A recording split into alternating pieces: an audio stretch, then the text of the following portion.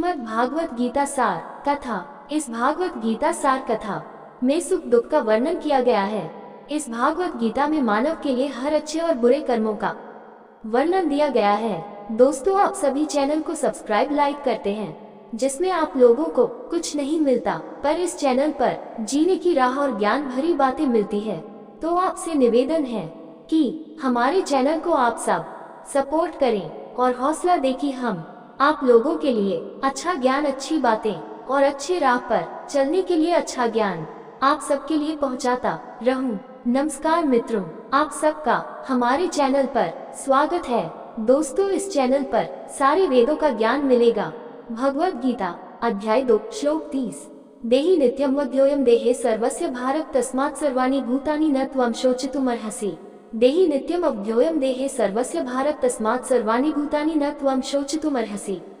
देहि शरीर के भीतर रहने वाली आत्मा नित्यम, सदैव, अवधि, अमर, अयम यह आत्मा देह शरीर में सर्वस्य सभी का, भरत के वंशज अर्जुन, तस्मात् इसलिए, सर्वाणि सबके लिए, भूतानि जीव न नहीं, त्वम आप, शोचितुम शोक करो, अर्हसि चाहिए।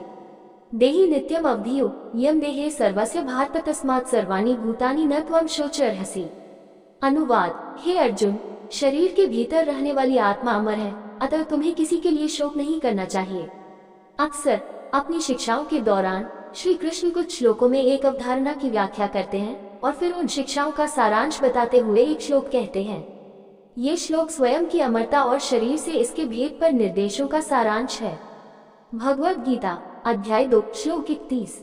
स्वधर्मं चावेक्ष्य न विकम्पितुमर्हसि धर्म्यादि युद्धाश्रयोन्यत् क्षत्रियस्य न विद्यते।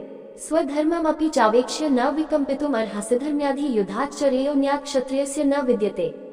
स्वधर्मम वेदों के अनुसार व्यक्ति का कर्तव्य, अपीति च तथा अवेक्ष्य विचार करते हुए, न नहीं, विकम्पितुम डगमगा जाना, अर्हसि चाहिए, धर्म्यात् धर्म के लिए, हाय सचमुच, युद्धात् लड़ने से, श्रेय बेहतर, अन्य क्षत्रियस्य योद्धा का, न नहीं, विद्यते विद्यमान है।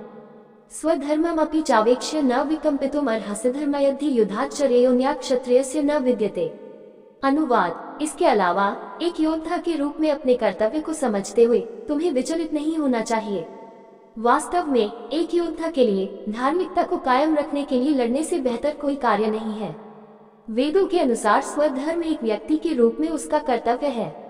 स्वधर्म या व्यक्ति के लिए निर्धारित कर्तव्य दो प्रकार के होते हैं: पर धर्म या आध्यात्मिक कर्तव्य और अपर धर्म या भौतिक कर्तव्य। अपने को आत्मा समझकर ईश्वर से प्रेम करना और भक्तिपूर्वक उसकी सेवा करना ही कर्तव्य बताया गया है। इसे परधर्म कहा जाता है। हालांकि चूंकि मानव जाति के विशाल बहुमत के पास यह आध्यात्मिक दृष्टिकोण नहीं है, वेद उन लोगों के लिए भी कर्तव्य निर्धारित करते हैं जो स्वयं को शरीर के रूप में देखते हैं। इन कर्तव्यों को किसी के आश्रम, जीवन में स्थान और वर्ण, व्यवसाय के अनुसार परिभाषित किया गया है। उन्हें अपराध धर्म या सांसारिक कर्तव्य कहा जाता है। भगवद गीता और वैदिक दर्शन को बड़े पैमाने पर समझते समय आध्यात्मिक कर्तव्यों और भौतिक कर्तव्यों के बीच इस अंतर को ध्यान में रखा जाना चाहिए। पेशे से अर्जुन एक योद्धा था और इसलिए एक योद्धा के रूप में उसका व्यावसायिक कर्तव्य धर्म की रक्षा के लिए लड़ना था।